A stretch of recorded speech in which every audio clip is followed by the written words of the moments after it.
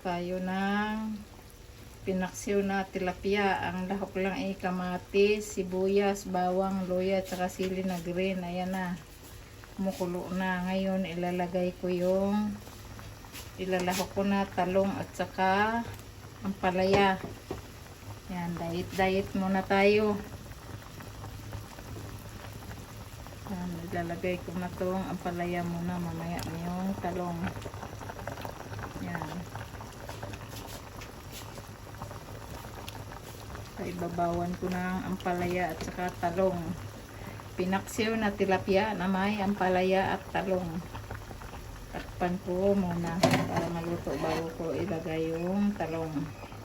May bitsin na rin to tsaka asin, kunting bitsin, kunting asin kasi bawal sa akin ang maalat, matamis, maanghang, lahat bawal. Yan. Kaya pang healthy na muna, ito muna ang ulam.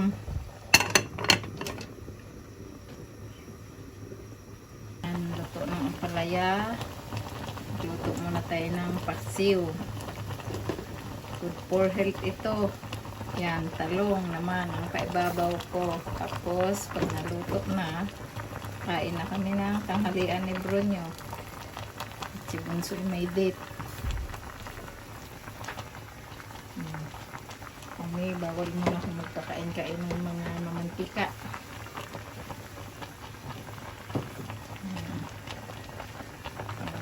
Malapit na ito maluto. Tatakpan na natin para maluto na. Lang aming ulam, pinaksiw na tilapia with talong ang ampalaya. Luto na to mga sis, kain na tayo ng tanghalian. Tatakpan ko na to kasi ang talong madali na maluto. Happy Valentine's Day ko pala sa lahat sa ibang bansa, sa Luzon, Visayas at Mindanao. Shout out sa lahat ng aming subscriber at saka viewer. Happy Valentine's Day po sa inyong lahat. God bless. Love you all. Miss you. Bye. Kain na tayo. Pinaksiw na tilapia with talong at ampalaya.